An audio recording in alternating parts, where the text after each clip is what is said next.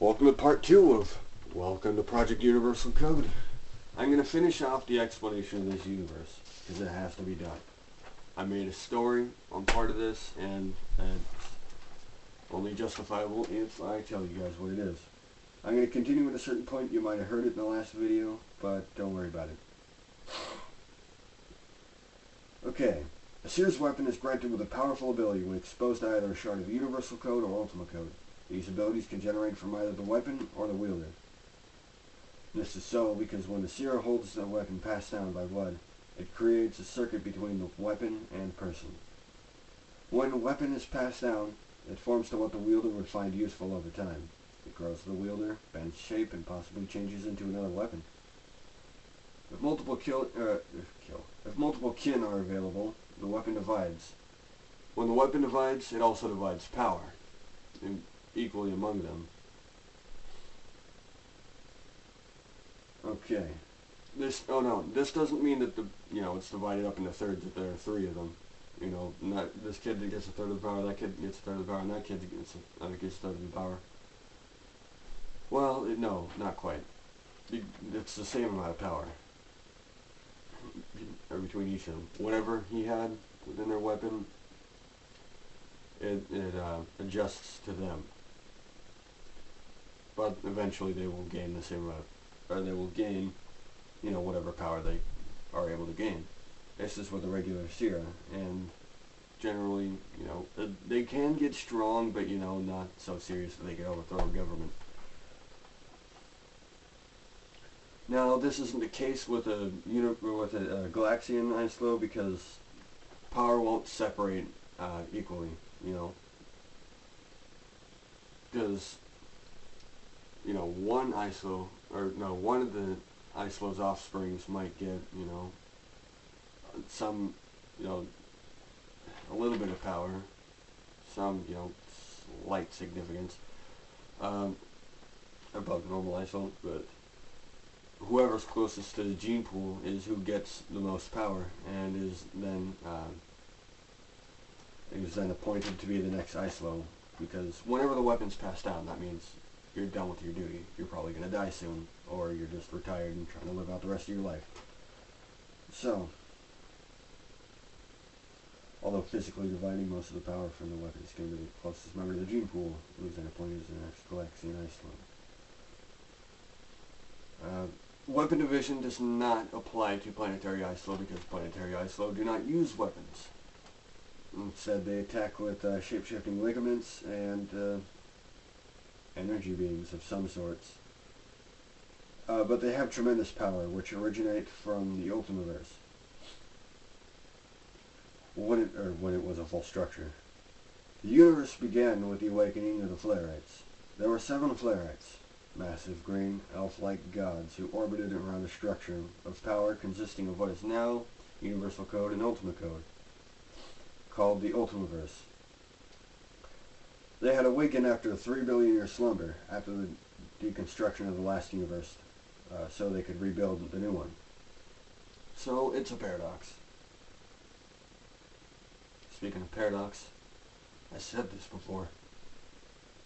The Flarites opened their eyes and slowly reached toward the Ultimaverse in unison, touching and absorbing the power equally. The Ultimaverse exploded, and the Flarites divided themselves in the thousands amongst the universe. Each sub-Flarite was sent with a shard of the Ultima Code, the source material for the construction of each planet. By the way, sub-Flarites are basically what planetary Islo are. So they don't really die. Nope. They help with this knowledge, but they find it useless if they tell them what it is. They'll start questioning stuff, I guess. But planetary Islo are not necessary to come out on planets where, or in galaxies where Ultima Code hasn't even been discovered, or Universal Code. Or, sorry, not Ultima Code, but Universal Code hasn't been discovered. I'll explain a little bit more of that in a little bit. Okay. The inner portion of the Ultimaverse is useless for creating planets, as it is residue left over from the outer portion, which was Ultima Code. It shatters after being exposed to intense heat, and the shards drift off into the universe in random locations, later to be called Universal Code. It was discovered first by Sierra on the planet Chloe of the Stratane system. Oh, before I get into the story, I gotta let you guys know that Universal Code, there were at least one in each system of galaxy, and as it is leftover residue from Ultima Code, it's just as powerful, but in smaller, it's very concentrated amounts. There's less of them out there, but it's very concentrated. So,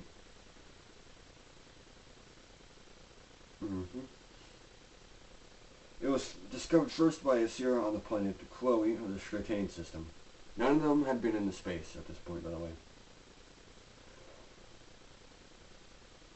In the galaxy periphery. His name was long lost in history. Oh, those are in a thing.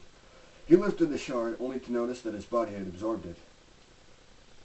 Do, do, do, do, do.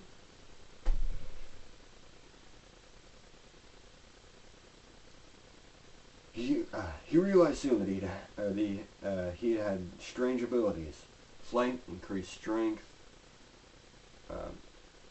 survival in space, etc. So he was the first one to be in space, basically. So he probably traveled around somewhere. Everyone had seen the man as a god, accepting him as their leader. The man began to abuse his power as time went on, and the Sierra citizens of Chloe started to revolt.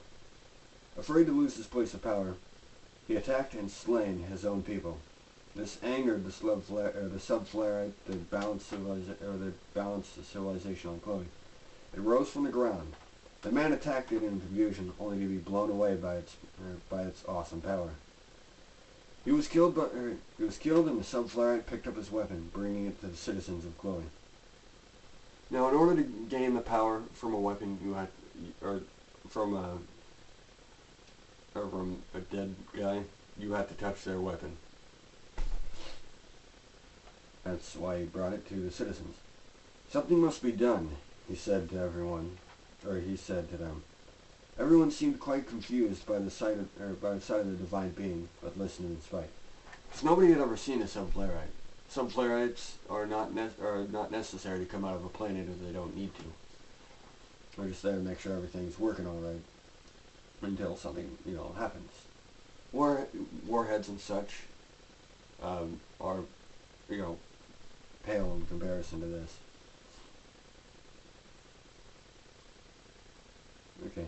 He explained that a better rulership must be created, but left it to the Sierra to decide. After a month of planning, they'd made their decision. One shall rule the system that they resided in. How did they find out that they were in the system? Subflarite explained some stuff to them. He had to.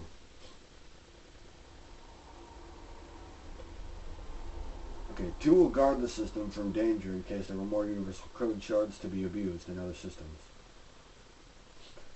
The shard was, and then of course planetary guys, the Subflarites kept their place. The shard was absorbed very partially by the guards, and the rest was for the leader. As the universal code was discovered, the two guards of the Stratane system warned other systems of its power and helped start an organization of power for every system in their galaxy. It has remained unheard of in other galaxies as well as undiscovered. So, there you go. We're going to build a storyline off of this. Two characters' names, Caspero and Aurelia.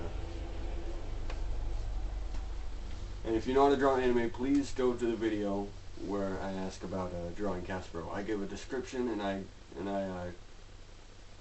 show you a visual of what he looks like from the back, kind of. But if you can do a better job, please do so.